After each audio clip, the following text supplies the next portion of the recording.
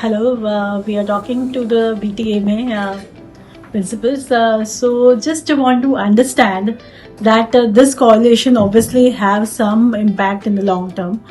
But what kind of technology really R&D really British manufacturers are ready to invest, ready to give to the Indian technology manufacturer, because R&D is the crux of the business.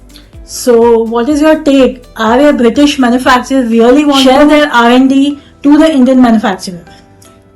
We are world leaders in a number of technologies. For example, fibre extrusion technology, make machinery to extrude products, very advanced fibres in very unique ways, and produce non-woven products that can't be competed with on the world stage, even with European manufacturers. So we are quite unique. They're supplying into the medical textile industry and others. I think what makes UK companies unique is the tie-up, the collaborations we have with universities, and also the staff we have within our members' businesses. That there's been over the last 10 years, there's been a paradigm shift away from traditional engineering competencies, and we're now seeing within our members' companies lots of STEM, science technology based academics who are working in there, who are chemists, who are biologists, who are AI type people. And this is where the added value is. This is where the differentiation is happening, and it's happening in a big way. And it is very much thanks to the academic institutions within the north of the UK that have kind of been around since the Industrial Revolution. It's a heritage that we've held on to, and that's always why we've been very good at innovating. And perhaps in recent years, because of government policy, less so at industrialising. But our current government have drawn up an industrial strategy. They recognise that the textiles and textile machinery industry is quite pivotal to that.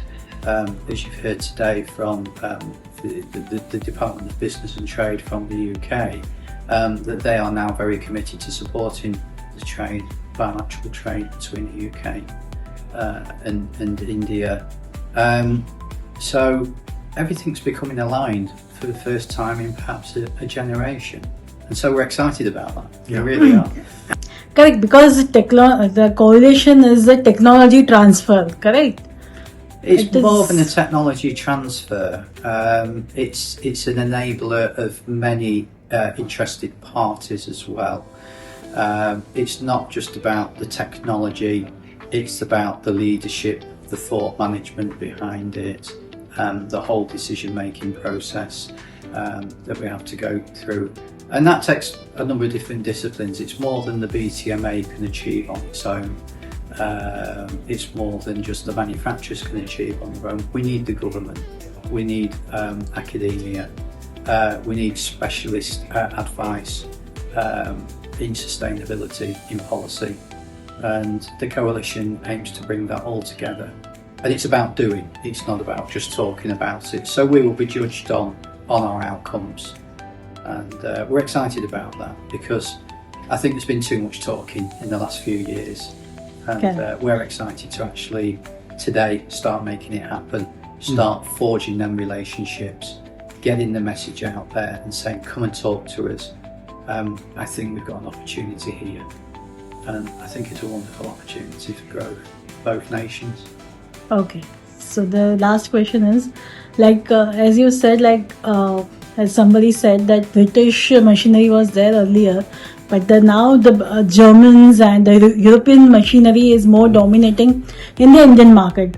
So how do you have a strategy or plan to enter again, and what will make a huge difference? Why should they take the UK? I'll pick up on this one. Yeah. So the history of this shift goes right the way back to the 1980s, where at the time it was UK government policy to deindustrialise the UK and to offshore and outsource manufacturing to countries like India and China. Fast forward to where we are now, and the current government has an industrial strategy that it clearly is aimed at growing the skills and the businesses that we've lost along the way. So what we have as an offering complements actually what is available from Germany and Switzerland and other places. It's in a particular niche where we remain very strong, whether that's around testing, whether that's around colour management software and other types of software.